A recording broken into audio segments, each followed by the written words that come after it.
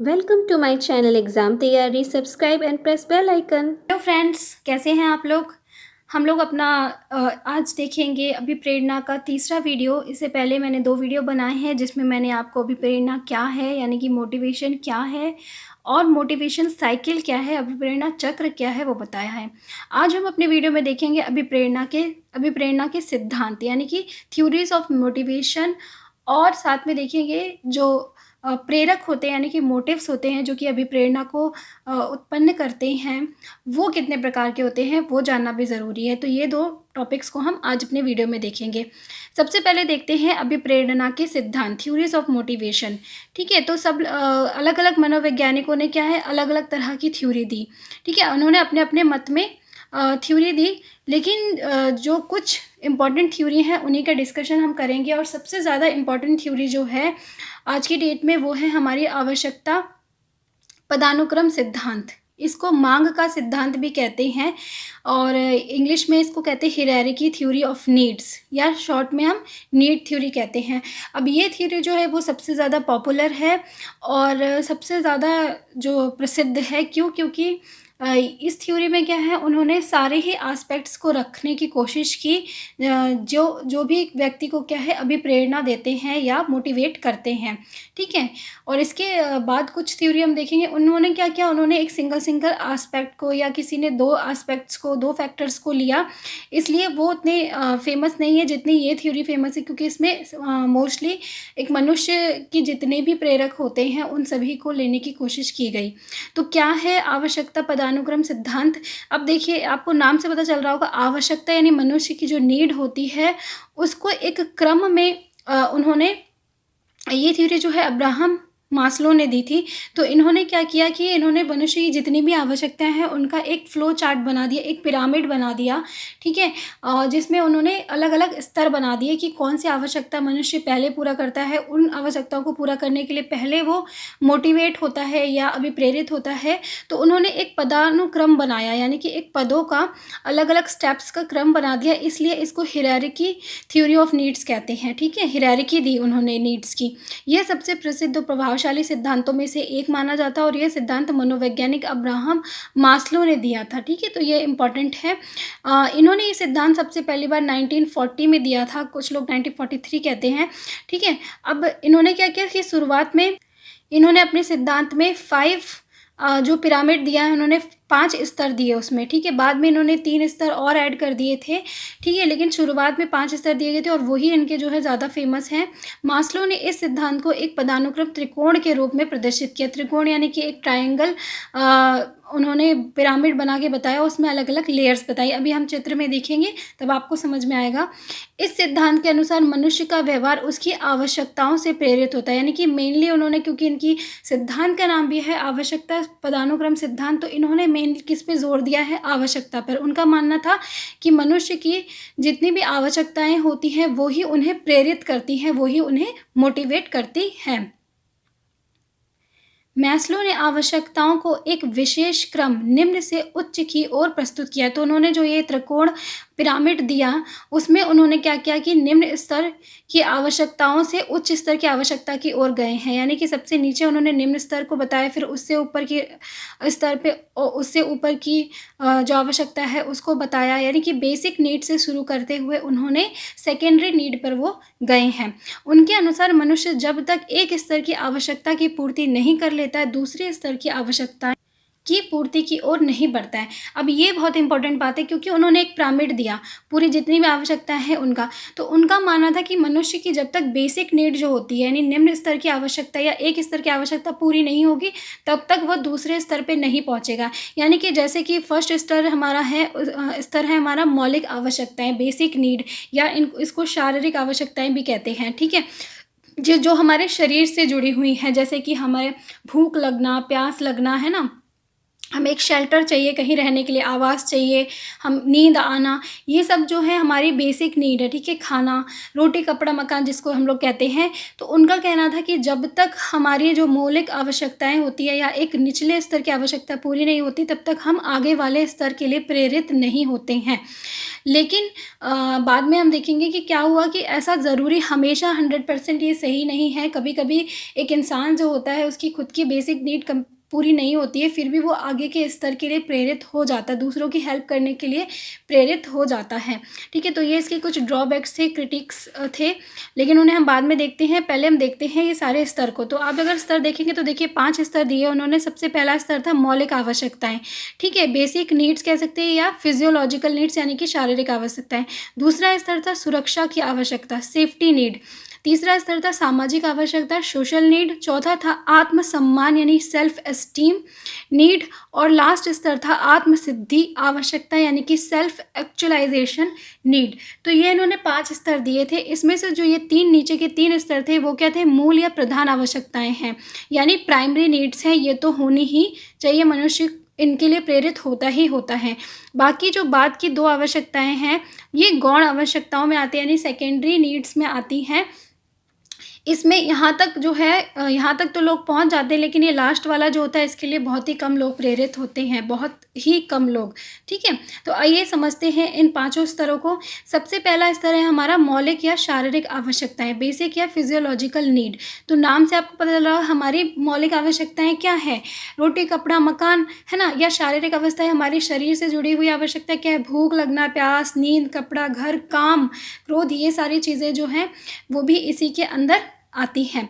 दूसरा आता है हमारा सुरक्षा की आवश्यकताएं यानी कि सेफ्टी नीड्स। सेफ्टी नीड यानी जब मनुष्य की जो ये बेसिक नीड कंप्लीट हो जाती है वो इनको प्राप्त कर लेता है, यानी प्रॉपर उसके पास खाना है, जितना उसे खाना उतना वो मतलब उतना कमा लेता है, उसे मिल जाता है, भूख प्यास रोटी कपड़ा मिल गया है उसको, तब वो दूसरी अपना जो सेकंड लेवल है सुरक्षा की नीड की ओर बढ़ता है, ठीक है। इसमें क्या आता है, सुरक्षा की नीड है यानी सेफ्टी नीड है, यानी मनुष्य अपनी सुरक्षा के बारे में सोचता है। सुरक्षा, खतरे से सुरक्षा, नौकरी या स्वास्थ्य, जैसे कि स्वास्थ्य भी क्या आता है, या किसी तरह का दर्द है, किसी तरह की तकलीफ़ है तो उसको दूर करने के लिए मोटिवेट करता है। यानी उसके स्वास्थ्य में कोई प्रॉब्लम है तो पहले तो वो अपने लिए खाना वाना जोड़ेगा, ठीक है, खाना खाने को मिलेगा तभी तो हम मतलब स्वस्थ रहेंगे। लेकिन उसके बावजूद अगर उसे कोई बीमारी होती, कोई दिक्कत होती, तो उसके बाद वो उसकी सेकेंडरी नीड आती है कि अब हमें अपने स्वास्थ्य को देखना है, या किसी तरह की भी सुरक्षा जो होती है आप महसूस नहीं करते हो, ठीक है। या नौकरी हो गई, अब नौकरी जो हमारी सेकेंडरी वो आती है, क्योंकि नौकरी हम किस लिए करते हैं कि हमारी मतलब बेसिक नीड जैसे हमारा खाना वाना तो हमने छोटे मोटे चीज़ों से या हमारी खेती से काम चल गया, लेकिन कभी कभी होता है कि हमें और चीज़ों की ज़रूरत होती है, तब हम नौकरी पे जाते हैं, ठीक है। थर्ड स्टेप आता है हमारा सामाजिक आवश्यकताएं, ठीक है। जब हमारी ये दोनों आवश्यकताएं पूरी होती है तब हम तीसरे स्तर पे जाते हैं, सामाजिक आवश्यकताएं यानी समाज से जुड़ी हुई आवश्यकताएं हैं, जैसे कि प्रेम की आवश्यकता, जैसे दोस्त बनाना, साथी बनाना, प्रेम देना या प्रेम प्राप्त करना, समूह सदस्यता, किसी ग्रुप से जुड़ना, ठीक है। सामाजिक गतिविधियां जितनी भी आती हैं वो सभी सामाजिक आवश्यकताओं में आती हैं। तो मनुष्य क्या है, सबसे पहले तो अपने तक सीमित रहता है ना, खाना वाना सब हमें मिल जाए, उसके बाद हमारी सुरक्षा जब है, सुरक्षा स्वास्थ्य सही है, तब हम दोस्त बनाना हमारे लिए प्रायोरिटी रखते हैं कि हाँ दोस्त होना चाहिए, एक समूह से जुड़े हुए होना चाहिए। तो ये हमारा तीसरी अवस्था आती है। अब ये तीनों स्तर जो हैं वो कैसे हैं, अगर आप देखेंगे अपने जीवन में बहुत ज़्यादा इंपॉर्टेंट है। हमें खाना यानी हमारी बेसिक ज़रूरतें भी हमें चाहिए, हमें सुरक्षा भी चाहिए और हमें हमारे संगी साथी भी चाहिए। तो ये इसलिए इन तीनों स्तर को, जो स्टार्टिंग के निचले 3 स्तर हैं, उनको मूल आवश्यकताओं के अंतर्गत रखा गया है। तो इतना तो इन सब चीज़ों के लिए हर व्यक्ति जो है वो प्रेरित होता ही है, मोटिवेट होता ही है इन स्तर तक पहुंचने के लिए। नेक्स्ट हमारा 4th स्तर आता है आत्मसम्मान की आवश्यकता, यानी कि self esteem need. Self esteem यानी कि आत्मसम्मान, आप अपनी रिस्पेक्ट कराना चाहते हो या अपना नाम बढ़ाना चाहते हो कि सब लोग आपको जाने, आप प्रसिद्ध हो, सब आपको पहचाने, एक ऊंचा स्तर आपको मिले। तो इसमें आत्मसम्मान और दूसरों का सम्मान दोनों शामिल है, सिर्फ अपना ही नहीं बल्कि आप दूसरों का भी सम्मान करना सीख जाते हो। दूसरे के का जो की पोजीशन है, जो स्तर है, उसकी वैल्यू करना भी सीख जाते हो। जैसे कि आत्मविश्वास और उपलब्धि की इच्छा, प्रशंसा, उच्च स्तर को पाना, कुछ बनना, ये सारी चीज़ें जो हैं वो इसके अंतर्गत आता है। अब देखिए ये सारे जो स्तर हैं आपको पता होना चाहिए कि सीरीज़ क्या है, सबसे निचला स्तर कौन सा है, दूसरे पे कौन सा है, तीसरे पे कौन सा है, और गौण आवश्यकताएँ कौन सी हैं और मूल आवश्यकताएँ कौन सी हैं। ठीक है, अब लास्ट हमारा जो स्तर है 5th, वो है आत्म प्राप्ति या आत्म सिद्धि का सिद्धि। ठीक है, self actualization need. Self actualization क्या होता है कि जब आप अपने आप को जान जाओ, ठीक है, आपको क्या चाहिए, आप क्या हो, हैं, इन सारी चीज़ों के बारे में, तो यह आपकी पूर्ण क्षमता को विकसित करने और महसूस करने की इच्छा के बारे में है। और यहाँ तक बहुत ही कम लोग पहुँचते जा पुराने ज़माने में जो ऋषि मुनि थे वो यहाँ तक पहुँचते थे कि वो आत्मसिद्धि करते थे, आत्मसिद्धि को प्राप्त कर लेते थे। ठीक है, तो ये अब जो नीड है वो क्या है, वो सेकेंडरी नीड है और यहाँ तक बहुत कम लोग पहुँचते हैं। इसलिए अभी जो 4th और 5th हमारा जो स्तर है, इन दोनों को उच्च स्तर माना जाता है और गौण आवश्यकताओं के अंतर्गत रखा गया है। तो ये 5 उन्होंने जो पिरामिड दिया अब्राहम जी ने, तो उन्होंने 5 स्तर बताए और इसमें ये 5 स्तर थे।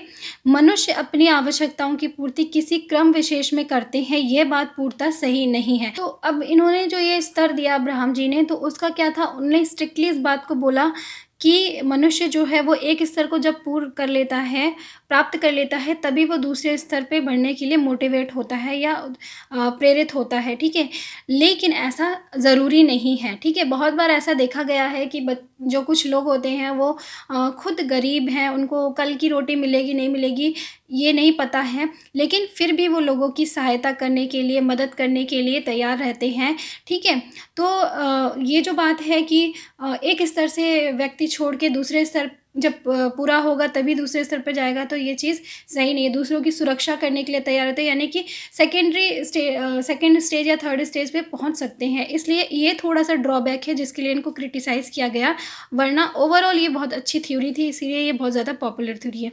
दूसरी थ्योरी है हमारी अंतर्नोद सिद्धांत, यानी कि ड्राइव थ्योरी। इस सिद्धांत का प्रतिपादन मनोवैज्ञानिक हल ने किया।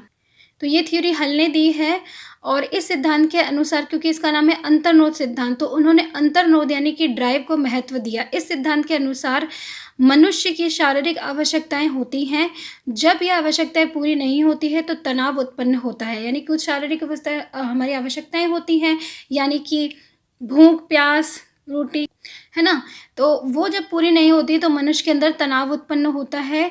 और मनोवैज्ञानिक भाषा में तनाव को क्या है, अंतर्नोद कहते हैं। मैंने आपको पहले भी बताया है, जब अंतर्नोद क्या है ये पढ़ाया था आपको मोटिवेशन साइकिल में। तो तनाव को ही हम क्या है, अंतर्नोद कहते हैं। और अंतर्नोद क्या करता है, हमें एक्टिवेट करता है कि हमें प्रेरित करता है कि जो हमारी आवश्यकता है उसको हम पूरा करें। तो जब कोई आवश्यकता पूरी हो जाती है तो ड्राइव या अंतर्नोद जो है वो कम हो जाता है, क्योंकि हमें वो चीज़ मिल गई है, तो धीरे धीरे हमारे अंदर से तनाव भी कम हो जाता है। और तनाव कम होने के साथ साथ हमारे अंदर जो हमारी प्रेरणा थी यानी मोटिवेशन था वो भी कम हो जाता है। तो इन्होंने बेसिकली क्या है, शारीरिक आवश्यकताओं पर जोर दिया और ड्राइव पे जोर दिया, अंतर्नोद पे जोर दिया। अब यह सिद्धांत भी अपूर्ण है, क्योंकि ये मानव के उच्च ज्ञानात्मक व्यवहार की व्याख्या नहीं करता है। ये सिर्फ क्या है, शारीरिक आवश्यकताओं की व्याख्या करता है। तीसरा हमारा आता है प्रोत्साहन सिद्धांत, इंसेंटिव थ्योरी। ठीक है, तो इंसेंटिव यानी प्रोत्साहन भी जो आप मोटिवेशन साइकिल में आपने देखा था, एक स्टेप था। ये सिद्धांत बॉल्स तथा कॉफमैन ने दिया है और इनके अनुसार मनुष्य अपने पर्यावरण में स्थित वस्तु, स्थिति अथवा क्रिया से प्रभावित होकर क्रिया करता है। यानी कि उनका कहना था कि मनुष्य के आसपास की जो चीज़ें होती हैं, पर्यावरण, उनसे वो प्रभावित होता है। उसके फिर उसके आप कह सकते हैं कि रिजल्ट में वो क्रिया करता है, प्रभावित होकर क्रिया करता है। इसके अनुसार प्रोत्साहन 2 प्रकार का होता है। उन्होंने 2 तरह के प्रोत्साहन को बताया है। एक होता है धनात्मक यानी कि पॉजिटिव इंसेंटिव, दूसरा होता है ऋणात्मक या नेगेटिव इंसेंटिव। धनात्मक प्रोत्साहन जैसे कि भोजन एवं पानी आदि मनुष्य को लक्ष्य की ओर बढ़ने के लिए धकेलता है। अब देखिए प्रोत्साहन क्या हो गया, मैंने पहले भी बताया था, एक तरह का रीइंफोर्समेंट ही होता है जो आपको क्या है किसी काम को करने तक पहुँचने, जो भी आपकी आवश्यकता है वहाँ तक पहुँचाता है। तो यहाँ पे उन्होंने बोला कि प्रोत्साहन 2 तरह का होता है। कुछ प्रोत्साहन ऐसे होते हैं जो आपको मिल जाएँगे तो आप अपने लक्ष्य की ओर बढ़ोगे, ठीक है, और पहुँच जाओगे। लेकिन कुछ प्रोत्साहन ऐसे होते हैं नेगेटिव, जो कि आपको वहाँ लक्ष्य तक पहुँचने पे रोक देंगे।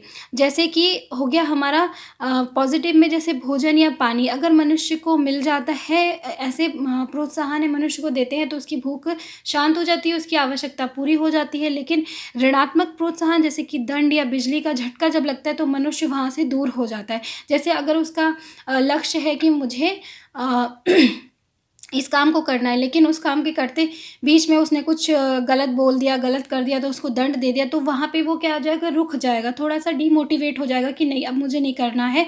तो ये नेगेटिव प्रोत्साहन है। तो इन्होंने प्रोत्साहन थ्योरी दी और इन्होंने मेनली प्रोत्साहन पर जोर दिया कि मनुष्य के चारों ओर का जो प्रोत्साहन होता है वो ही उसको मोटिवेट करता है, ठीक है।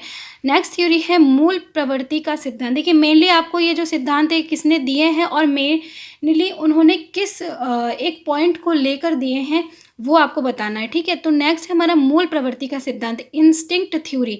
मूल प्रवृत्ति यानी मूल प्रवृत्ति को लेकर जाता है ये सिद्धांत। मैकडूगल ने दिया है और इनके अनुसार प्रत्येक व्यवहार उसकी मूल प्रवृत्ति द्वारा संचालित होता है। यानी कि जो भी बिहेवियर होता है मनुष्य का, उसकी अपनी एक मूल प्रवृत्ति होती है, उसके द्वारा ही या उसके आधार पर ही वो संचालित होता है। जैसे कि मूल प्रवृत्तियों के पीछे छिपे संवेग ही अभिप्रेरकों का कार्य करते हैं। तो मैकडूगल ने मेनली क्या है, उन्होंने ये बताया कि जो संवेग हैं, संवेग को उन्होंने मूल प्रवृत्तियां बताई हैं कि जो भी हमारा व्यवहार है, जो भी हम मोटिवेट होते हैं किसी चीज़ के लिए, जैसा व्यवहार प्रदर्शित करते हैं, उसका मेन कारण संवेग यानी इमोशन होता है। मूल प्रवृत्तियां सभी मनुष्यों में समान होती हैं, तब उनका व्यवहार भी समान होना चाहिए, पर ऐसा नहीं होता है, अतः ये सिद्धांत भी अपूर्ण है। अब इनके सिद्धांत को अपूर्ण क्यों मान लिया, क्योंकि इन्होंने कहा कि कोई भी व्यक्ति जो है वो मोटिवेट होता है, ये डिपेंड करता है उसके इमोशंस पे। यानी कि अगर वो किसी की बात सुनकर तुरंत फॉलो कर लेता है, यानी उसका जो इमोशन है कि दूसरों की बातों में आ जाना, वो व्यवहार जो है वो शो करता है, ठीक है। लेकिन अब अगर हम देखें तो सभी मनुष्यों में जो मूल प्रवृत्ति यानी संवेग तो होते हैं, गुस्सा हो गया या प्यार हो गया, ठीक है, स्नेह हो गया, ये सारे जितने भी संवेग हैं वो हर मनुष्य में होते हैं। तो इस हिसाब से सारे मनुष्य समान तरह से मोटिवेट होने चाहिए, समान तरह से प्रेरित होने चाहिए, पर ऐसा नहीं होता है, इसलिए इस सिद्धांत को भी अपूर्ण माना गया, ठीक है। और लास्ट थ्योरी जो है वो है हमारी शरीर क्रिया सिद्धांत, फिजियोलॉजिकल थ्योरी। ये सिद्धांत मॉर्गन ने दिया है और इसके अनुसार मनुष्य में अभिप्रेरणा किसी बाह्य उद्दीपक द्वारा उत्पन्न नहीं होती है, बल्कि उसके शरीर के अंदर के तंत्रों में होने वाले परिवर्तन के कारण उत्पन्न होती है। यानी इन्होंने तो सीधे सीधे ये बात कह दी कि शरीर की क्रिया के द्वारा ही, यानी शरीर के कुछ तंत्र हैं उनके द्वारा ही मनुष्य जो है वो मोटिवेट होता है, प्रेरित होता है। बाहर का कोई भी उद्दीपक यानी स्टिमुलेशन जो है, एक्सटर्नल स्टिमुलेशन, वो उसे उद्दीपित नहीं करता है, ठीक है। तो यानी सीधे सीधे उन्होंने इस बात को कह दिया कि अभिप्रेरणा जो होती है वो सिर्फ आंतरिक होती है, बाह्य अभिप्रेरणा होती ही नहीं है, ठीक है, जबकि ऐसा बिल्कुल भी नहीं है। इसलिए इस सिद्धांत में मनुष्य के पर्यावरणीय कारकों की पूरी तरह से अवहेलना की गई है। यानी बाहर जो उसका समाज है, जो उसका एनवायरनमेंट है, उसके कारकों को सीधे सीधे उन्होंने निगलेक्ट कर दिया, इसलिए इसको भी अपूर्ण माना जाता है। तो ये 5 थ्योरी थी, जिसमें फर्स्ट थ्योरी सबसे ज़्यादा इंपॉर्टेंट है, अब्राहम ने दी। आपने खुद देखा होगा कि इन सब ने क्या है, एक सिंगल एस्पेक्ट को ये लेके चले हैं। किसी ने ड्राइव को बल दिया है, ड्राइव पे बल दिया है, किसी ने संवेग पे बल दिया है, किसी ने शारीरिक क्रियाओं पर बल दिया है। लेकिन जो अब्राहम की थ्योरी है उन्होंने क्या अलग अलग लेयर्स बताई, अलग अलग स्तर बताए और उन्होंने सभी चीज़ों को इम्पॉर्टेंस दी, इसलिए उनकी थ्योरी सबसे ज़्यादा प्रसिद्ध है, ठीक है। तो वो बहुत इंपॉर्टेंट है, मोस्टली क्वेश्चन उससे ही आते हैं। तो ये थे हमारे मोटिवेशंस थ्योरी यानी कि अभिप्रेरणा के सिद्धांत। आई होप अच्छे से आपको समझ में आए होंगे। आप बाकी को जो थ्योरी है उनको बस थोड़ा थोड़ा देख लीजिएगा, किसने दी है और किस के बारे में दिया है, उन्होंने किस पॉइंट पे फोकस किया है। बाकी सबसे ज़्यादा मेन फर्स्ट थ्योरी है, उसको आप अच्छे से तैयार कीजिएगा, ठीक है। अब नेक्स्ट टॉपिक है हमारा कि प्रेरकों के प्रकार। नेक्स्ट है हमारा प्रेरकों का वर्गीकरण, क्लासिफिकेशन ऑफ मोटिव्स। अब मोटिव्स क्या है, मैंने आपको पहले भी बताया है कि मोटिव ही जो है जिसके द्वारा मनुष्य जो है वो मोटिवेट होता है, यानी प्रेरक ही जो है वो उसको प्रेरित करते हैं। तो प्रेरकों का वर्गीकरण अलग अलग विद्वानों ने, या आप कह सकते हैं मनोवैज्ञानिकों ने, अलग अलग तरह से किया। बहुत बहुत इंपॉर्टेंट है ये, आपको पता होना। आइए देखते हैं। ये देखिए, निम्नलिखित तरीके से उन्होंने वर्णन किया अलग अलग मनोवैज्ञानिकों ने। सबसे पहले है मैस्लो। मैस्लो ने 2 तरह के प्रेरक बताए हैं, एक है जन्मजात और एक है अर्जित। फिर है थॉमसन, इन्होंने भी 2 तरह के बताए, एक स्वाभाविक और एक कृत्रिम उत्प्रेरक। और तीसरे हैं हमारे गैरेट। गैरेट ने 3 तरह के बताए, जैविक प्रेरक, मनोवैज्ञानिक प्रेरक और सामाजिक प्रेरक। अब हम इनको डिटेल में समझते हैं कि ये है क्या। तो सबसे पहले तो हम जन्मजात और अर्जित को देखते हैं, जो मैस्लो ने बताए। जन्मजात प्रेरक यानी इन्नेट मोटिव, आपको नाम से पता चल रहा है जन्मजात, यानी जो हम पैदा होते वैसे ही हमारे अंदर होते वो प्रेरक जो हमें प्रेरित करते हैं। तो ये प्रेरक व्यक्ति में जन्म से ही पाए जाते हैं। और इनमें जैविक या शारीरिक प्रेरक, यानी कि इनको जैविक या शारीरिक प्रेरक भी हम कहते हैं, जैसे भूख, प्यास, काम, निद्रा, विश्राम, ये सब क्या है हमारे अंदर, शरीर के अंदर हैं हमारे, और हमें जन्म से ही मिलते हैं। ठीक है। दूसरे आते हैं अर्जित प्रेरक। अर्जित यानी जिन्हें हम एक्वायर करें, ठीक है, बाहर से। तो ये प्रेरक अर्जित किए जाते हैं या सीखे जाते हैं। जैसे कि रुचि, किसी चीज़ में इंटरेस्ट होने के लिए हो तो आप उसके लिए मोटिवेट होगे कि हाँ मुझे ये चीज़ सीखना है। जैसे आपको कढ़ाई पसंद है, कुकिंग पसंद है, तो आप क्या मोटिवेट हो जाओगे कि हाँ मुझे भी ये सीखना है, अच्छा सा कुक बनना है। या किसी तरह की जो आदत है या सामुदायिकता है, ग्रुप में रहना पसंद है, फ्रेंडशिप करना पसंद है, ठीक है। तो ये सारी चीज़ें कैसी हैं, हमारी अर्जित किए हुए प्रेरक हैं। तीसरा आता है स्वाभाविक प्रेरक। स्वाभाविक प्रेरक जो कि हमें थॉमसन ने बताए 2 तरह के, एक था स्वाभाविक और एक है कृत्रिम। तो स्वाभाविक और देखिए, अब तीसरा जो गैरेट ने जैविक बताया, जैविक और जन्मजात सेम हो गया है ना, इनको जैविक भी कहते हैं। मनोवैज्ञानिक सामाजिक को हम समझेंगे, पहले हम समझते हैं स्वाभाविक और कृत्रिम प्रेरक को। स्वाभाविक प्रेरक कौन से होते हैं, नेचुरल मोटिव्स, स्वाभाविक जो कि हमारे नेचर में होते हैं। तो ये प्रेरक व्यक्ति में स्वभाव से ही पाए जाते हैं, जैसे कि खेलना या घूमना या अनुकरण, सुझाव, प्रतिष्ठा, सुख प्राप्ति। अब ये क्या है, ये हमारे अंदर नेचर में ही होता है। किसी को खेलना पसंद होता है, किसी को नहीं। किसी को घूमना पसंद होता है, किसी को नहीं होता है घूमना पसंद। किसी को किसी की बात मानना पसंद होता है, फॉलो करना पसंद होता है। किसी को अपने हिसाब से रहना पसंद होता है ना। कोई होता है जो बहुत ज़्यादा सजेशन देता है, कोई व्यक्ति होता है जो ज़्यादा सजेशन नहीं देता है, थोड़ा सा इंट्रोवर्ट होता है, थोड़ा सा सेल्फ सेंटर्ड होता है।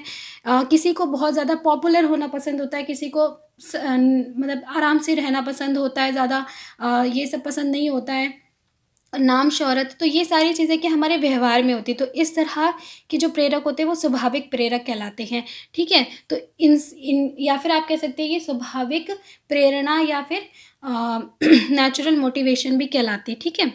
नेक्स्ट है हमारा कृत्रिम प्रेरक यानी आर्टिफिशियल मोटिव्स। ये प्रेरक स्वाभाविक प्रेरक के पूरक के रूप में कार्य करते हैं, यानी जस्ट उनके अपोजिट होते हैं।